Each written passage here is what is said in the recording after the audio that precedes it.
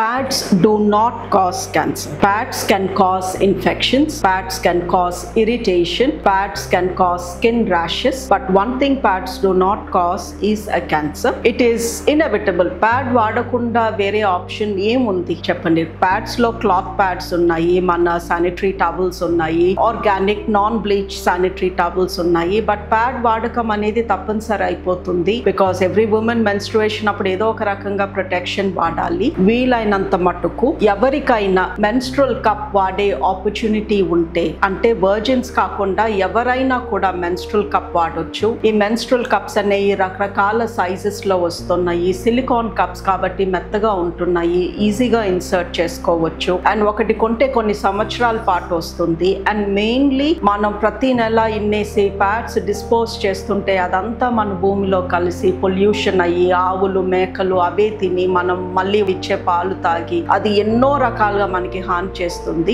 So pad మూలంగా cancer రాదు, but pad మూలంగా పొల్యూషన్ అవుతుంది అండ్ మన స్కిన్ చెడిపోతుంది. సో వీలైతే మెన్స్ట్రువల్ కప్ వాడండి. మెన్స్ట్రువల్ కప్ ఎలా వాడాలి తెలవాలంటే you can once see a gynaecologist. ఒకసారి అండర్ అబ్జర్వేషన్ మీరు మెన్స్ట్రువల్ కప్ ఇన్సర్ట్ చేస్తే then we can guide you. ఇలా పెట్టుకోండి, ఇలా తిప్పండి, ఇలా ఎక్సెట్రా. ఆ రిక్వెస్ట్ ప్రతి గైనకాలజిస్ట్ ఈ మధ్యన వాళ్ళ పేషెంట్స్కి ఏం చెప్తున్నారు అంటే వీలైతే మెన్స్ట్రువల్ కప్ వాడండి.